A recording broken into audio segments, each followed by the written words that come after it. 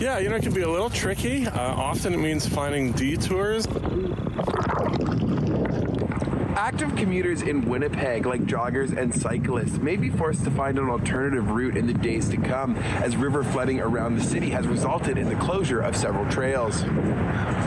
This weekend, parts of trails like this one underneath the Provencher Bridge were covered with ice and river water, which means some cyclists may be forced off the city's calmer trails and into the stress of Winnipeg streets. And in this particular route, there's no really good detour.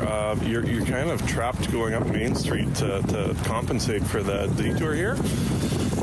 And that's, for a lot of people, that's really a non-negotiable kind of route. If there's too much traffic, they're not going to take it. Coho and his organization In Bike Winnipeg says the spring flooding underscores the need for better pathways in the city that cyclists and other active commuters could use, especially when the inevitable spring flood comes. We need routes that are parallel to these. It's not just give us this river route and forget about the rest of the city. We need to actually get into the destination. It's possible the worst of the trail flooding could be behind us after this week, as river levels were initially predicted to peak over the next few days. Levels were expected to flow between 17.4 feet and 18.4 feet above the James Avenue datum, the point used to gauge river levels in the city. The peak expected to come between April 10th and April 16th. But on Friday, after activating the province's floodway, the government of Manitoba indicated it's monitoring a storm predicted to hit soon. The system, which is predicted to reach southern Manitoba and the United States portion of the Manitoba River basins, is expected to bring 30 to 80 centimeters of snow.